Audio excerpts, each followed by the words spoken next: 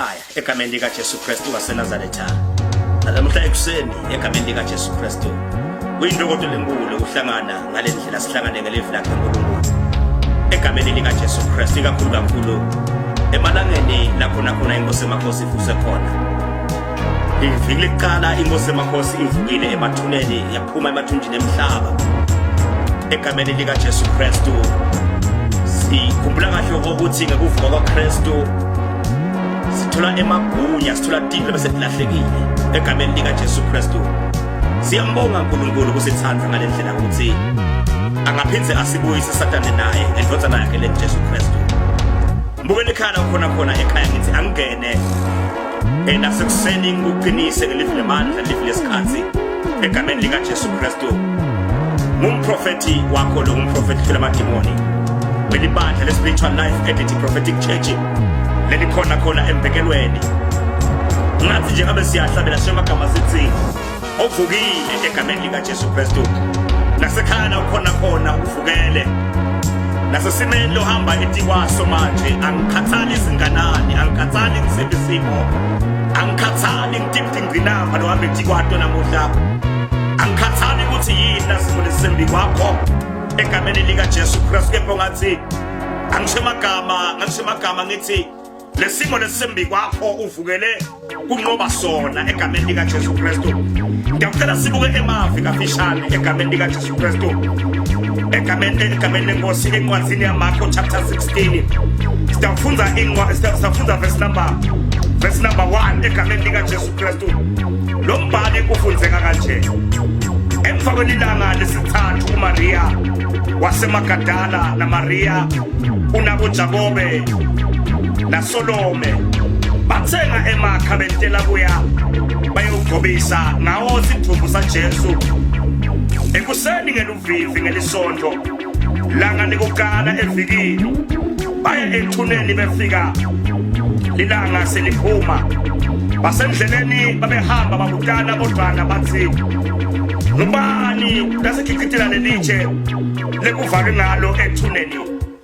Bathi kakanana babona lelitshe selisusiwe phela kwakuyinguzanguza elitshe.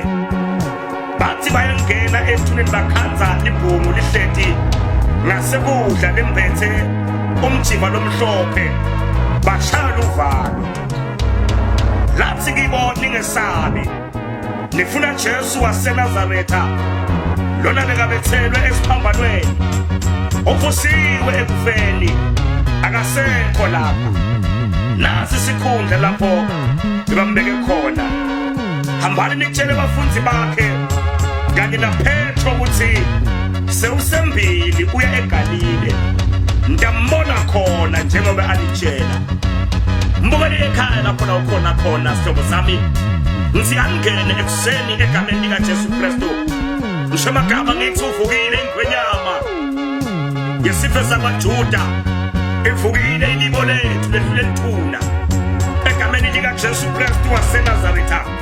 Leli Bible lenkosi lithi labo make nabathathu laba Maria wasemagadala nalomunye Maria naSolome. Leli Bible lithi bathenga emakha njengebomake bebahamba naye bamathi Jesu Kristu bamvile alishumayela bambona into etimangaliso bambona avusa labafile bambona aphilisa labagulako bambona tisukuma tishosha bambona enta ama-miracles egameni lenkosi. Leli Bible lithi abazange bagcina ngokumlandzela asaphila. Leli Bible lithi emva kokuba safile Jesu bamthatha emaroma 12 Bible kwakunaJohane wase-Arimathea lo wacela isidumbu sikaJesu kuPilato wathi ngicela unginike isidumbu senkosi emakhosi. Mntamane ngeke ngingcwaba ngeke inkosi emakhosi ife ngalendlela ingcwatshwe ngalendlela. Leli Bible lenkosi lithi wase uyamngcwaba. Leli Bible lithi ekuseni ngeluvivi afile Jesu nabafana abathathu baphethe emakha bayogqobisa isidumbu sikaJesu.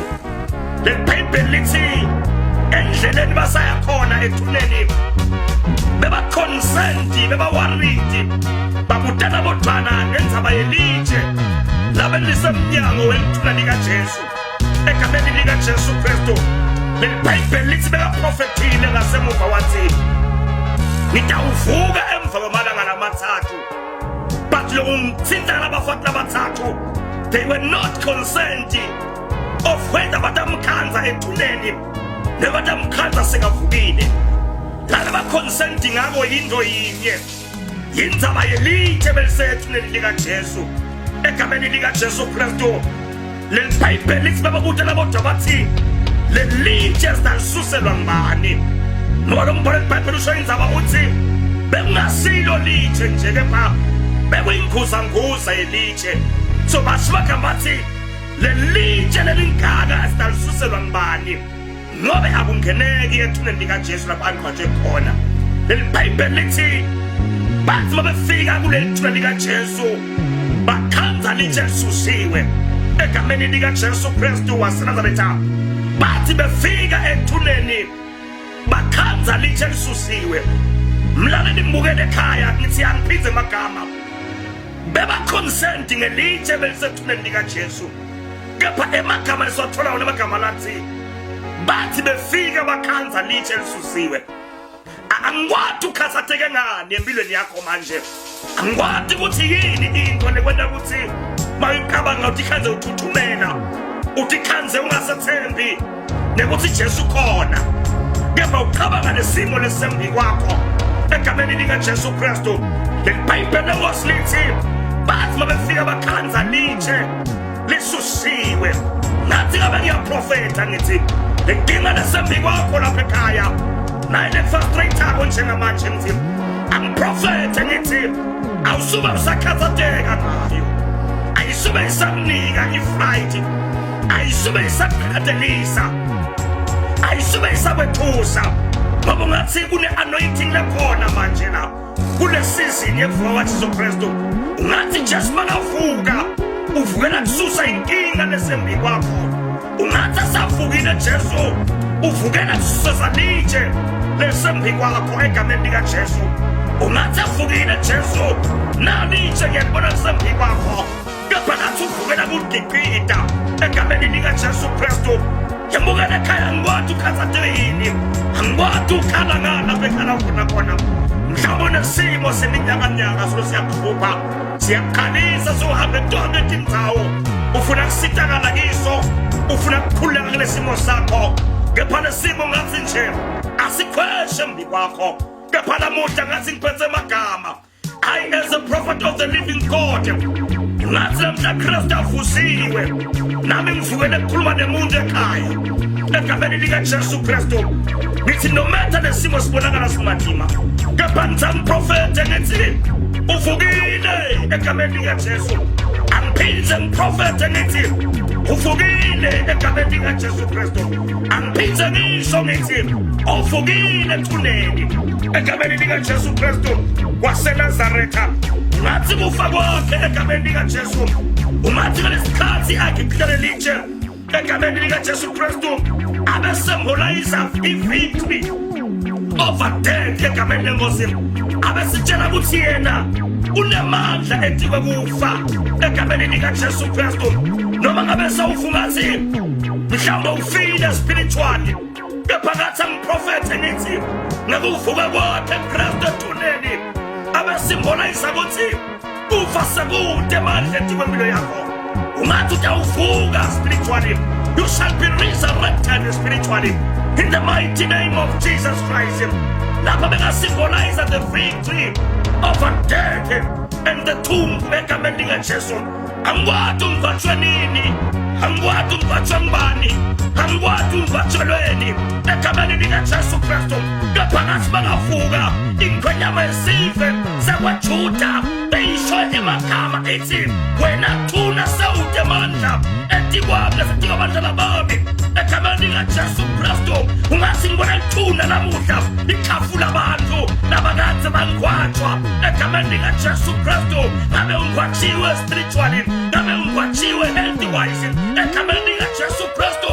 Akululutho angahambi kahle lutho kepha namhlanje uprofeta ngithi ngekuvuka kwakhe Kristu wamuka lithuna emandla ethi kwakho egameni likaJesu you shall die no more egameni likaJesu you shall be resurrected egameni likaJesu Kristu you shall be resurrected you shall die no more you shall lack no more you shall seek no more in the name of Jesus Christ you shall rise again you shall be resurrected in Jesus mighty name ngoba waqala Kristu wavula indlela egameni likaJesu Kristu ungathi kususa kwelithuna lithuna kwelithethu likaJesu bekusymbolize the removal of barriers in the name of Jesus Christ because siyakhumbula ukuthi lelitshe belisivalo sokuthi Jesu angaphumi ethuneni egameni likaJesu mhlawumbe kulona kunema barriers labekiwe ukuthi wena usozwa khuleka kiwo